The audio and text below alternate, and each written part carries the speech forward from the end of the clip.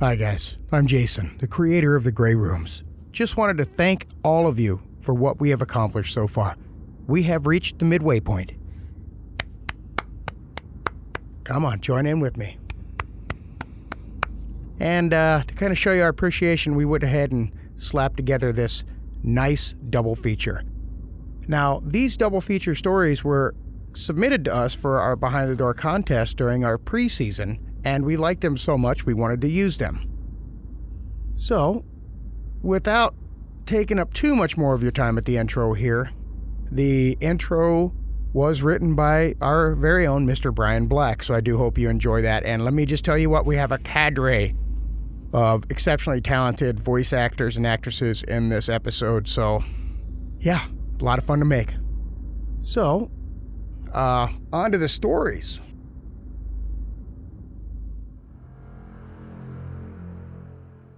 Our stories may contain graphic or sensitive content that may be disturbing to some listeners.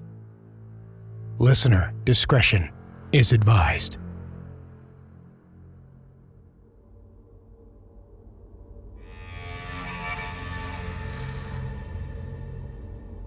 You wake on a hard, cold floor, so cold it burns your skin.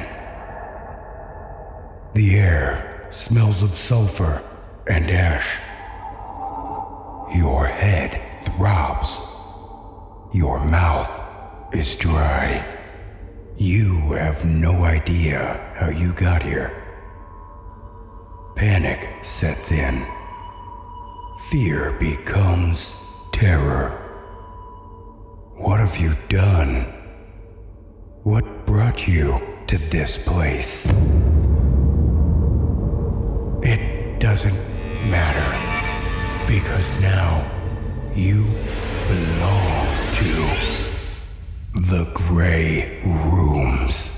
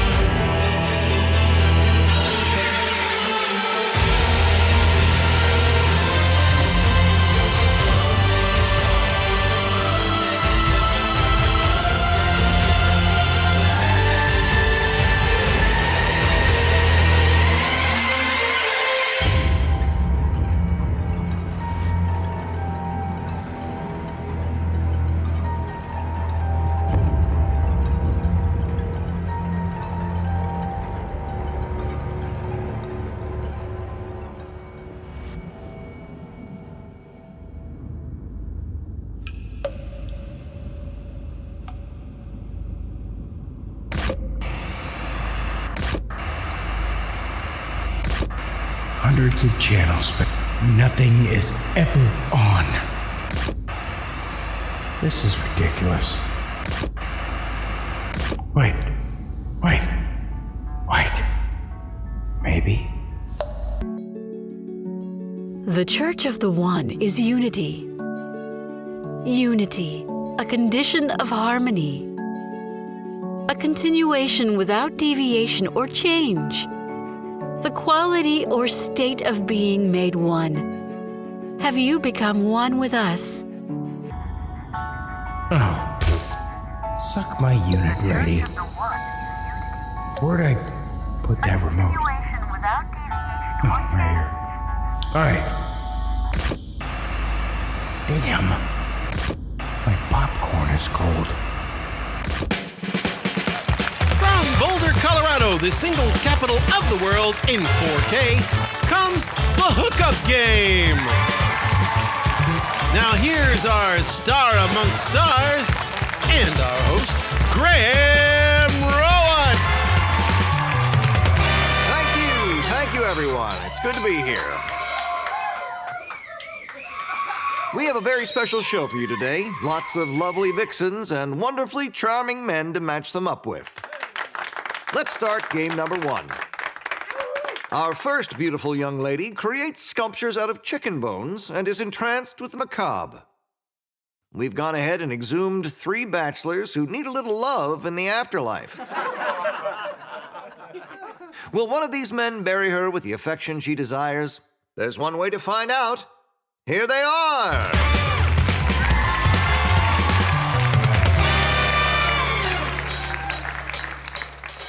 Good luck, gentlemen. Bachelor number 1 is an ex-Navy SEAL and works as a security consultant for Dark Star. He's from Omaha, Nebraska, now living in Boulder, Colorado, and he loves craft beer. Meet Wilson Brooks. Thanks for coming, Wilson.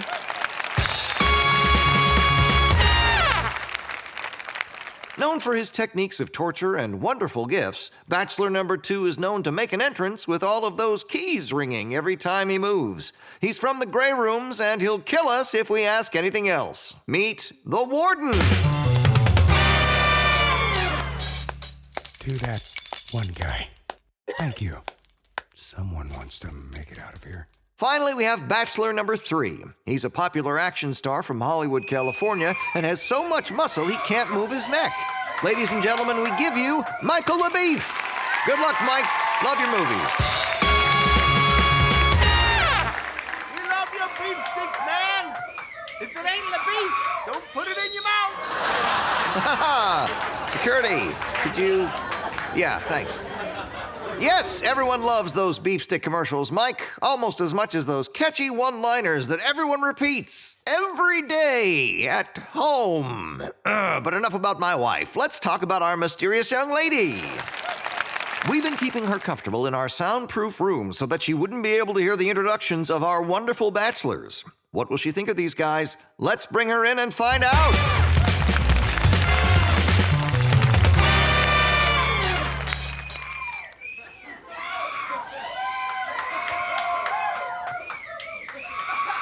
Dark and mysterious might be a great way to describe her. She writes obituaries, reads horror fiction, owns a haunted rocking chair, and claims to have been killed by spiders in another life. She's a local of Boulder, Colorado. Ladies and gentlemen, meet Audrey Cross.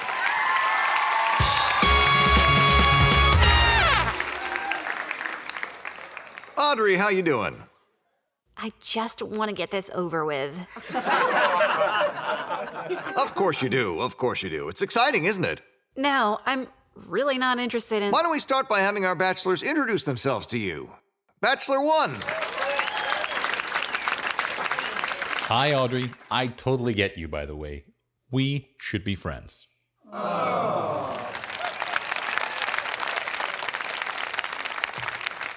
And bachelor number 2? You sound annoying. Bachelor number 3, help me out.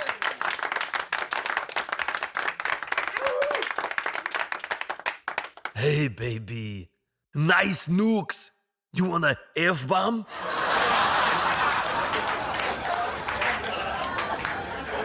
Oh my God, is that Michael LaBoeuf? Jesus Christ. We specifically told you not to use one of your damn one-liners, Mike. Ha ha ha. In it to win it, Graham. Sorry, other guys.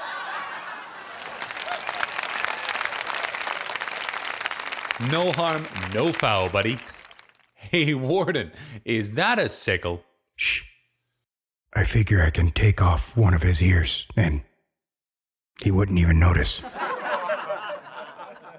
Oh, you wanna fight, weirdo? I'ma crack open a can of knockout juice, bitch.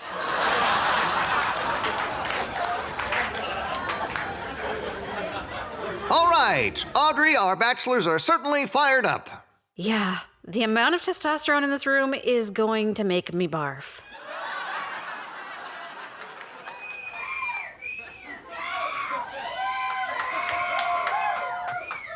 Sounds like a great time for a commercial break.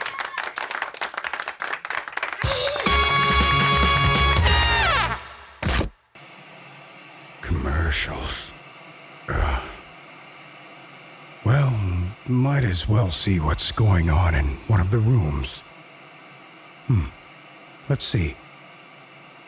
How about room 1958? Oh. The Midnight Channel. This should be a good one.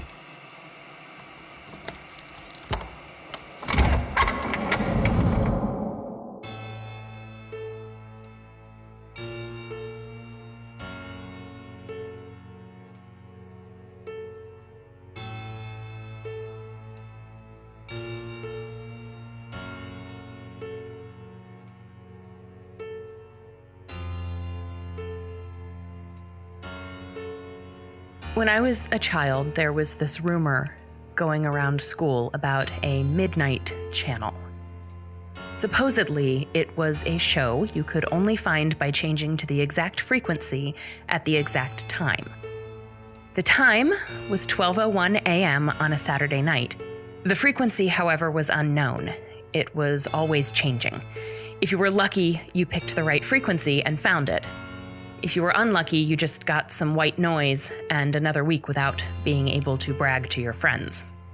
One particular weekend, I got lucky and found the channel. I was about 10 at the time.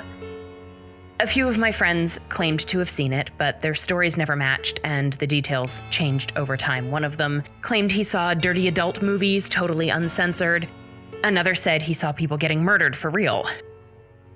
I thought they were full of crap, but every week I still tried, hoping to get lucky. And one week I did.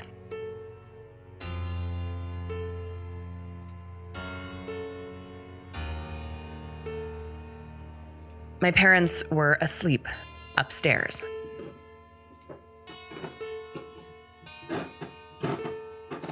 I snuck down just before midnight and turned the TV on. The white noise blared to life so loud I nearly crapped my pants. So I quickly turned it down and waited in silence, hoping it didn't wake my parents up. I held my breath, listening as hard as I could for any sign of life upstairs. Nothing stirred. I sighed in relief and turned back to the TV. It was one of those old ones with the manual dial you had to rotate to find the channels. My watch said 11:59 p.m. I prayed it was correct. I held the dial, nervously, waiting. I still had 2 minutes, but I didn't want to miss the chance, not this time.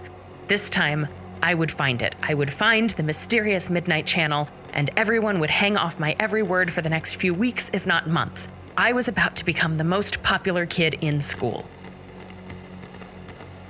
12 a.m. My hand was shaking, my arm was beginning to tire already, but I refused to let go of the dial.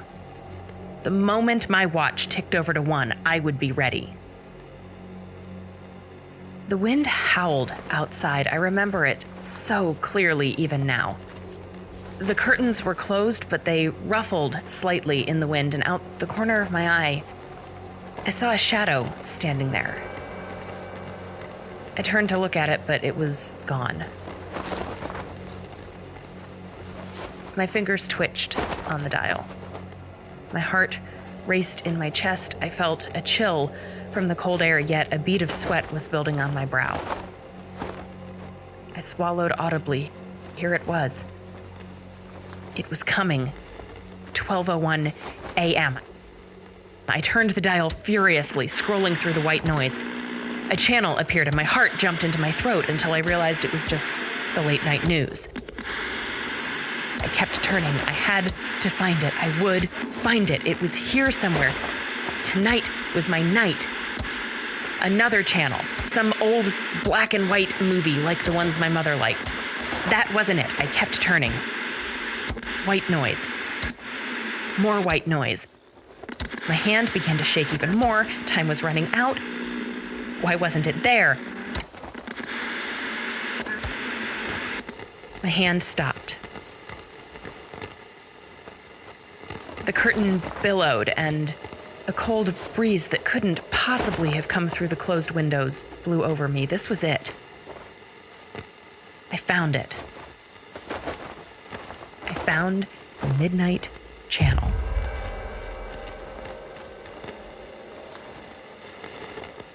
I sat back down on my heels and watched, entranced. I never told anyone what I saw that night. Not until now. I'm still not exactly sure of what I saw.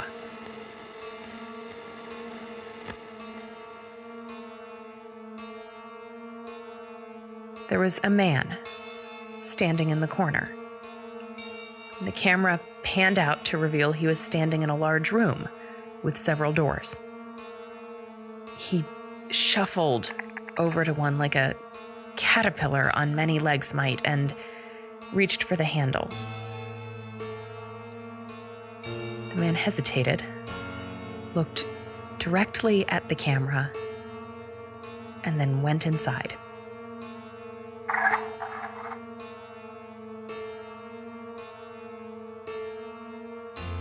The room was dark, except for a single light over an operating table on the far side of the room. The man tried to blend into the shadows, his expression fearful.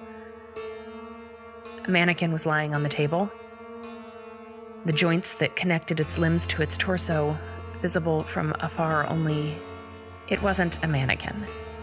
It turned to look at the man and let out an ungodly silent scream. There was no sound, and yet I felt it. I felt it in my head, in my throat, in my chest. The eyes were bleeding, and then the head returned to its former position. The man quickly exited the room and ran to another door. This room was bright. X-rays covered the walls from ceiling to floor, but they weren't X-rays of anything I'd ever seen before. Animal heads attached to human bodies, several limbs where only one should be, mutated fetuses, and horrific creatures of the night. I felt just as much disgust as the man on the TV did. He ran back to the main room and sat in the middle of the floor panting. The doors around him began to bleed. The roof started to close in, the walls warped and shifted, and he stumbled across uneven ground as he moved towards the door he had yet to go through.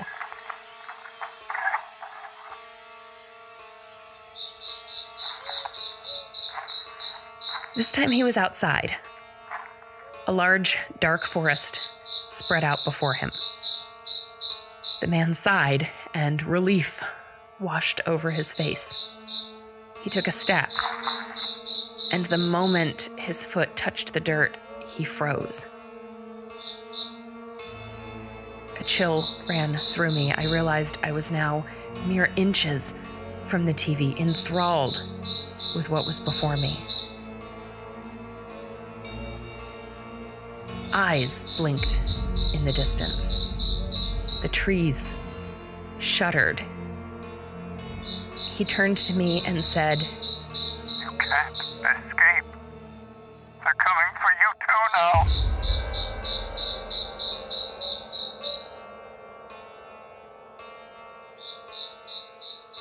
The scene faded.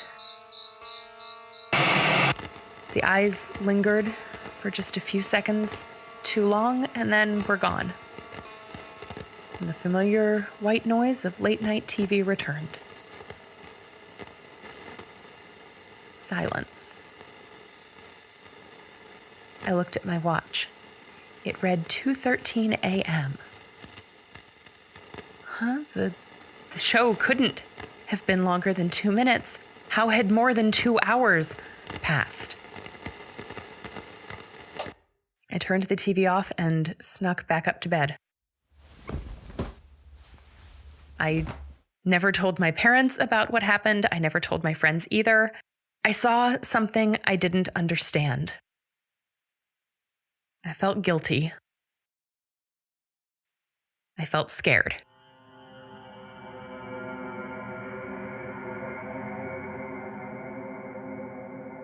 The next day it began. I couldn't place my finger on it exactly, but I felt like I was being watched. Somewhere those eyes were looking at me. They were waiting for me. They were coming for me. They were in the back of the classroom. They were in the trees behind the playground. They were in the car behind me. They were in the roof as I went to sleep at night. But years passed and nothing ever happened. I forgot about the eyes. I forgot about the Midnight Channel and the night I was lucky enough to find it. I forgot about everything. Until a few months ago. Someone's watching me. This time for real.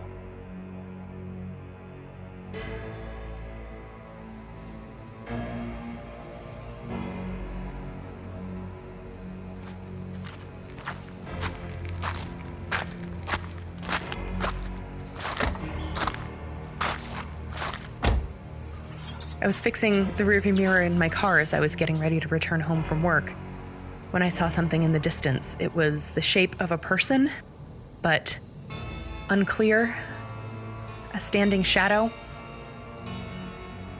I turned around to look with my naked eye, but nothing was there. I looked in the mirror again, and there it was, standing, watching me. I turned the key and drove off.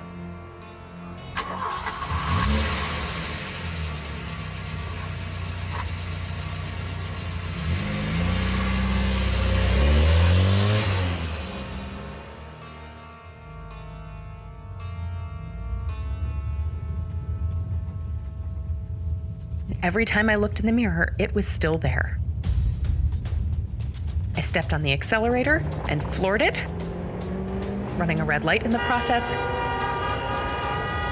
Cars honked their horns, a driver leaned out his window to yell some choice words at me, but it was nothing but a blur. No matter how fast I went, it was still there, watching me, waiting. Those words from my childhood kept repeating over and over in my head. You can't escape. They're coming for you too now.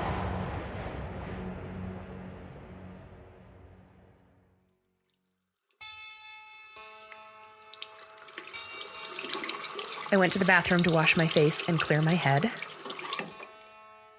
I looked up, my heart already sitting in my throat. I slowly opened my eyes and let out a sigh. Nothing was there. I laughed to myself. Too much overtime lately. I'd have to ask for a few days off sometime soon. Maybe hit the beach for a bit and unwind. As I got in my car the next morning, I started. It was still there, standing in the distance. I turned around, but again, could see nothing. It was only in the reflection of the mirror.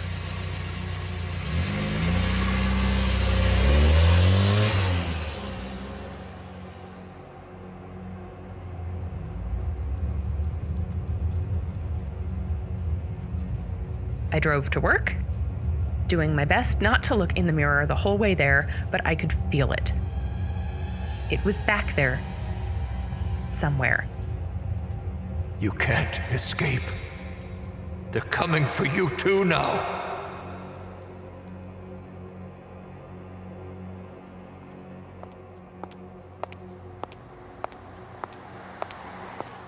On my lunch break, I went to the city to grab some lunch. As I passed the store windows, it was there, standing at a fixed point somewhere in the distance. I turned around, but was just met with a large crowd of people going about their business. I was starting to think I was actually going insane.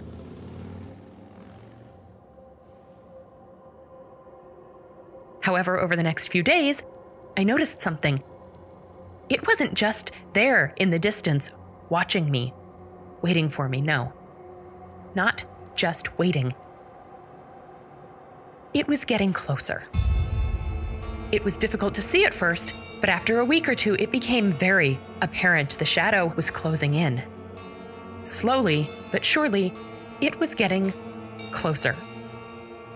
It was almost close enough to make out its features. Almost. Last week, I saw it in my bathroom mirror for the first time. I fell through the shower curtain and tried to scale the wall in my fear to escape, but it wasn't there. I couldn't see it, but it was there. That night, as I lay down to sleep, I heard it. Faint at first, but it's getting louder. white noise. At first, I thought it was just a ringing in my ears, but it's also getting louder by the day.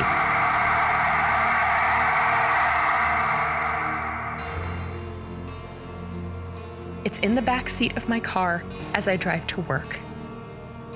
It's behind me in the line as I order lunch. It's in my room watching me as I sleep.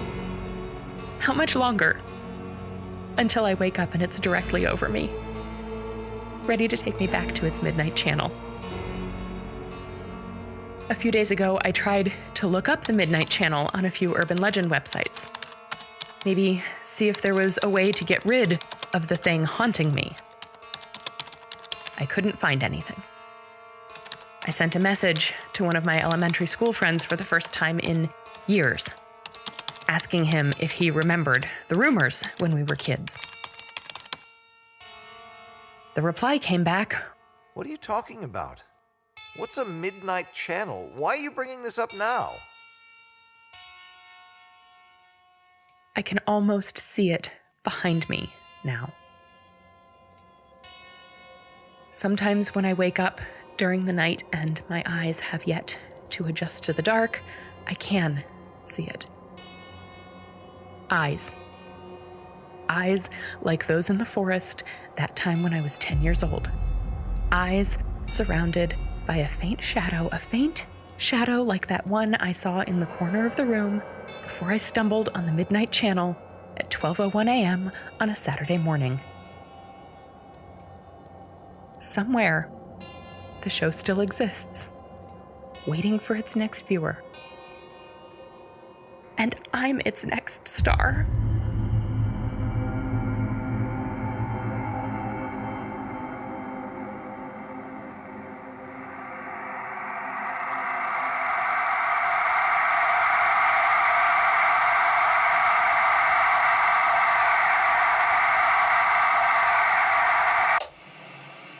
The Midnight Channel.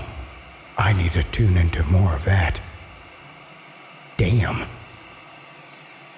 All right, let's see what's going on with those old hookup game reruns.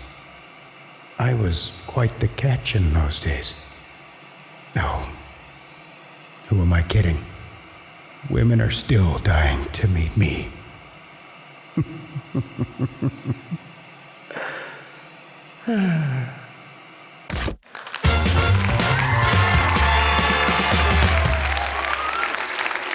Welcome back to the Hookup Game. I'm Graham Rowat, and with me is Audrey Cross. She's just taken a seat and is about ready to ask her questions to the three amazing bachelors that await her. Are you ready, Audrey? Why can't we use the questions I wrote down? Isn't she a character, folks? Take it away, Ms. Cross. All right, this one is for Bachelor number 1. If I was on my deathbed, how would you console me during my final moments? Oh my, you're not really dying, are you? I really couldn't handle you dying. We just met. This is so tragic. I miss you so much. Oh.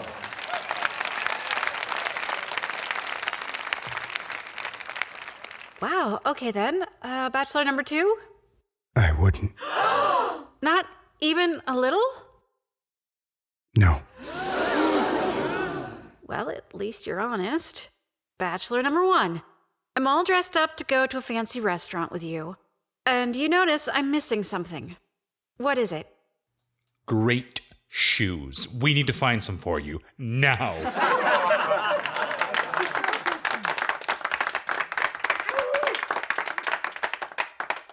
Bachelor number 3? Me? Just slip my arm around your waist, and you've got all the attention in the world, baby.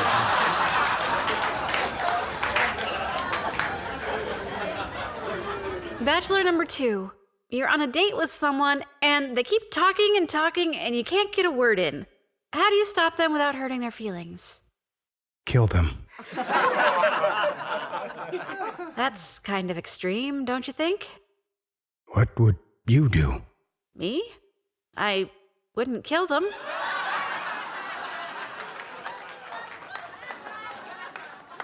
Why not?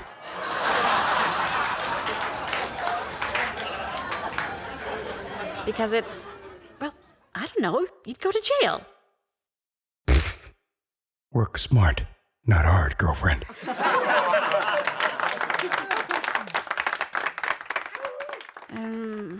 Bachelor number 3? Huh? Same question. Oh, I don't know. Whatever you want, baby. You like candy? Feast your eyes on this.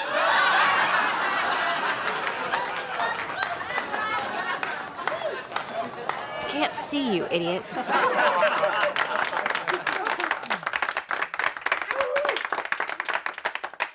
Whatever.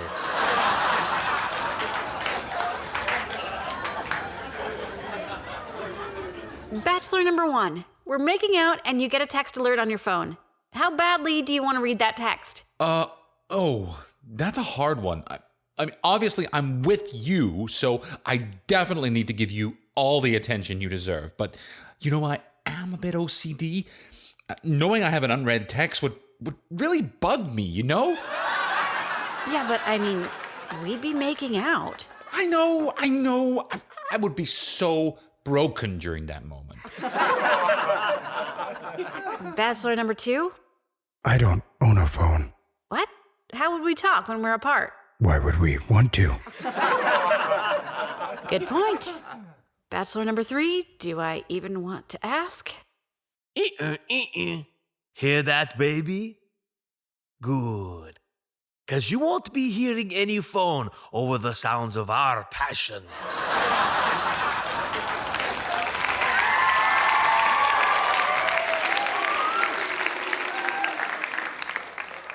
I was actually going to ask you...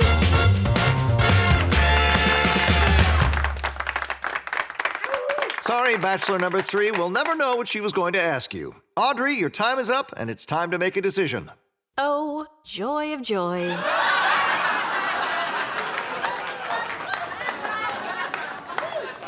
Who will it be? Bachelor number 1?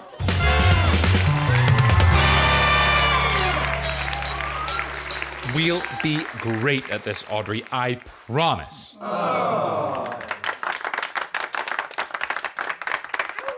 Bachelor number 2? I have a grenade in my pocket. I just thought you all should know.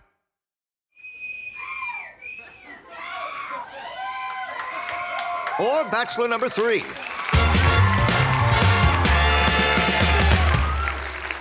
I'll autograph your panties, babe. You don't even have to ask. Audrey? You're all awful. I mean, this was an even worse experience than I imagined. I am going to have to go with Bachelor number 1.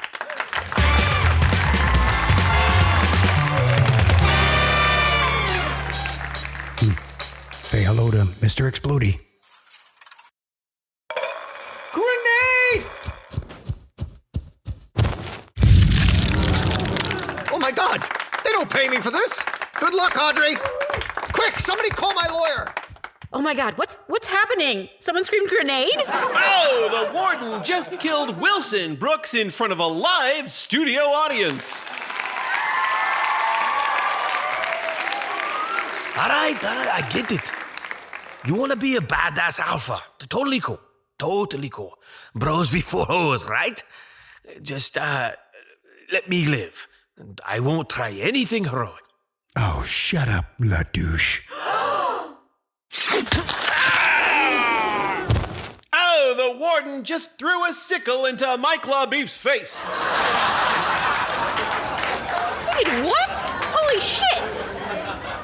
Yeah. Well, guess I win.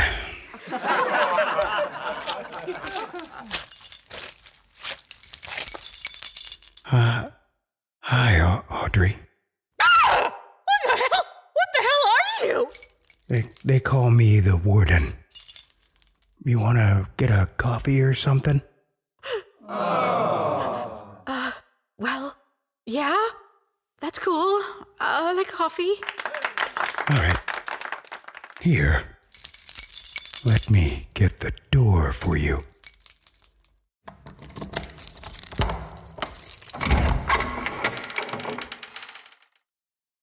Here you go, Audrey. Ladies first. You know, I have a feeling that this is going to be a date that you'll remember for the rest of your life.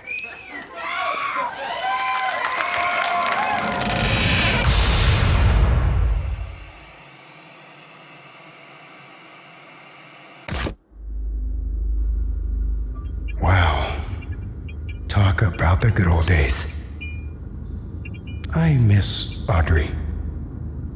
It's a shame it didn't work out, but like they say, a player's gonna play.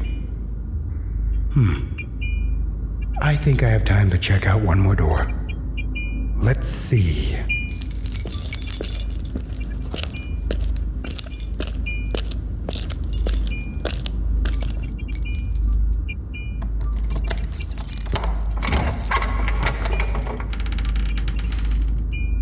Oh, this one is a personal favorite. Door 200, called Hunger Pains.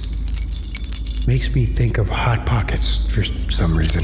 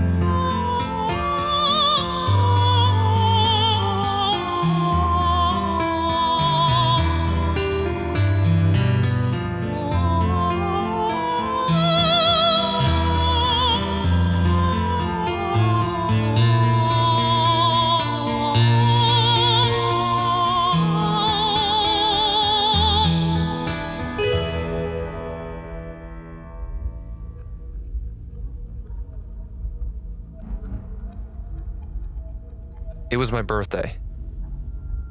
I was alone again, but I was used to it by now, and had figured out how to keep myself company. In the background, a lady's voice began to sing, trilling from a baby monitor on the table in the corner. Happy birthday to you. Happy birthday to you. Happy birthday, dear Zachary. Happy birthday to you. And many more, I added dryly. I was officially 21 years old now, old enough to drink, and old enough to do whatever the hell I wanted. The handle of tequila had been sitting next to the baby monitor all night, tempting me with its silvery liquid. When I heard the voice singing my name, I took it as the signal that I could finally indulge. I grabbed the tequila and took a long swig.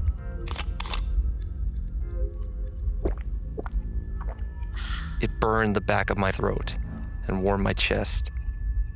This was my first real drink of alcohol, and I didn't know what to expect, other than feeling good. Mother had always warned me against the dangers of underage drinking. She said it was not only against the law, but a slap to God's face. Drunkenness is a sin, my child, and drunkenness at an unlawful age is even worse. She had said. Not only does it stain your temple, but it also breaks the laws of the leaders who God has appointed. The liquor hit my stomach hard. I hadn't eaten in 21 days straight, and there was nothing but acid boiling inside me. I was certain I had multiple ulcers by now. I'd woken up every morning with shooting pain in my abdomen, and whenever I tried to move, I grew so tired that all I wanted to do was lie back down. The locks outside my door jangled, and I heard a set of keys methodically opening each at one. Mother was here. I was an adult now, and Mother had always promised me that when the day came, I could start making adult decisions. A boy needs his parents to guide him, for he is childish and full of wickedness. She would say. But when he is a man, he must give up his childish ways and seek the Lord on his own. I was done being a child. I'd spent my entire life in this room and I was ready to be an adult in the real world. Grabbing the handful of tequila, I took another long swig. It burned, but my body was growing warmer, and a pleasant buzzing sensation had crept in. Mother entered the room. She closed the door, holstered her keys with one hand, and then held out a cake. Happy birthday, my... Mother paused, and a look of concern crept onto her face. Dear, please tell me you haven't started drinking already. Shame and confusion crawled up my back, raising the hairs on my neck. I looked down at the tequila in my hands and replied, "You said I could drink when I turned 21. And are you 21 yet? I tried to think. Had I forgotten something important? I was too dizzy from the lack of food and an excess of liquor that images in my mind were fuzzy and jumbled together. I didn't understand. Mother opened the door, set the cake down outside, then walked back and placed her hands on her hips. What time were you born at, dear? My cheeks flushed red. I panicked and dropped the bottle. It shattered, and alcohol spilled onto the floor in front of my feet. I started shaking. I had sinned, and there was no taking it back. 11? I said with a labored sigh. My lips grew heavy, and the words oozed out slowly and painfully. 11:09. And what time is it now? Her voice had dropped an octave, and I could hear the judgment pronounced in every syllable. 11:01. My throat tightened. Patience is a virtue, my dear. You know this. Have you forgotten what the good Lord tells us? No, Mother. Tears began to well in my eyes. I thought of the cake she had brought in. I'd only seen it for a few seconds at most before she took it out of the room. It looked so inviting and tasty. Perseverance and faith shall carry you through the trials and persecutions, my dear. The good Lord tempts his followers to test their faith. You have given in to temptation. The lines on Mother's face dropped as she frowned again. Do you want to be counted worthy for your suffering? Or don't you? Yes, Mother. Of course, I said, choking on my words. The tears continued to fall. I could see my freedom slowly fading from my grasp. How did I make such a simple mistake? Only a few more minutes, and I would have been fine. Instead, I chose to sin. It appears you're not ready to give up the ways of a child. Mother looked at the mess in front of my feet and shook her head. You disappoint me, dear. I had such faith that you would be ready. When? I paused. Mother's outline seemed to blur for a second, and then return to normal. When will I be ready? When God tells us it is time. I'd heard her repeat that phrase many times. It seemed like God's time was different than mine. I had waited 21 years and I didn't know about God. That seemed like a damn long time to me. I loped forward and tried to grasp Mother's skirt. I was trembling, and in my drunkenness, I missed my target, instead grazing her skirt and grasping helplessly at the doorframe. I scratched and clawed as she tried to leave. Please! I begged. Please, I'm ready! I'll pray for forgiveness, I swear! Mother grabbed my hand and shoved me. I couldn't fight back even if I tried. She was a good foot taller than me and had more meat on her bones than I did. I fell backward, tripping and falling onto a piece of glass. Mother furrowed her brows and wagged her finger. The wages of sin are death. I will come for you when you have made your peace with God.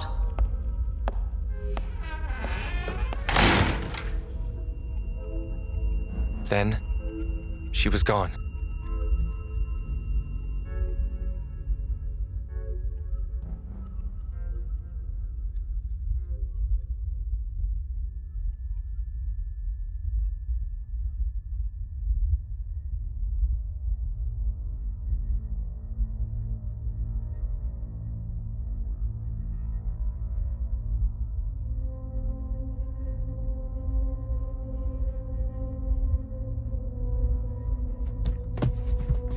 I forced myself to my knees. A large piece of glass had speared through the back of my right leg and broke through the skin on the top of my thigh. There was a small trickle of blood around the wound. I touched it, expecting pain, but there was only warm liquid. I lifted my fingers and licked them, revealing a salty flavor. Tasted amazing. Far better than the bland diet Mother kept me on when she wasn't forcing me to fast and grow closer to God. I placed my hand against the wound and scooped up a line of blood, then licked it. The acid inside my gut churned and worked to eat something other than my stomach lining. I examined the wound. There was only a little bit of blood, since the glass was blocking the hole. If I just removed it, I could have all I wanted and I wouldn't be hungry. I tugged at the glass, just a tiny bit to see what would happen. It was uncomfortable, but mostly I felt pressure and not pain. What would Jesus do? The words ran through my head as I considered the words Mother had drilled into me. Anger filled my soul. Jesus wouldn't do shit. It had been 21 years and there was no end in sight. I hadn't eaten in almost a month and I was starving. Surely, Jesus would have to forgive me. Yanking the shard of glass out of my leg, I watched as the blood spurted out. I opened a major artery, and there was no stopping it now. I was going to die. Of that I was sure. But I was still so hungry. I just wanted to fill my stomach. Cupped my hands underneath the blood flow, catching as much as I could, then raised it to my mouth and lapped at it like a dog. It was so refreshing. Warmer than I would have liked, but it was something. The more I lapped at it, the more I wanted. It was only liquid after all. I needed food inside of me. I needed it now. I squeezed the glass shard tight between my fingers and then pressed it against the wound, sawing at it until a chunk of flesh ripped free. I raised the flesh to my mouth and chewed. It was thin and slightly tough to the bite. I swallowed. It didn't taste like anything special, but it filled the empty hole. My vision blurred and returned and blurred again. I was lightheaded, probably the loss of blood. I didn't care. I wanted more. Again, I brought the glass down on myself and sawed away. I pressed the sharp edge past the skin and into the meaty flesh beneath. The glass struck a nerve as I dug deeper, and an electric jolt of pain shot through me. It hurt like hell, but the pain made me alert. I felt alive. My stomach churned. I ripped off my shirt. And without thinking, I plunged the glass into my belly and twisted it left and right. God, it fucking hurt. But it made me feel something, and I had been in the state of limbo so long I welcomed it. I pressed my fingers inside my belly and felt around, then grabbed the first thing I felt and yanked on it. It was soft and warm. The cavity beneath my skin grew larger as I pulled. My vision blurred even more, and I felt the blood leaving me quick.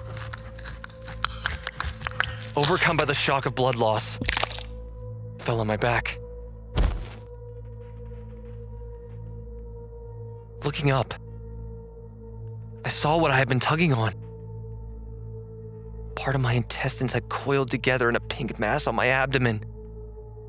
Through the haze, It looked kind of like a funnel cake, topped with strawberry syrup. I salivated at the thought. It was my birthday after all, and I deserved all the cake I could get.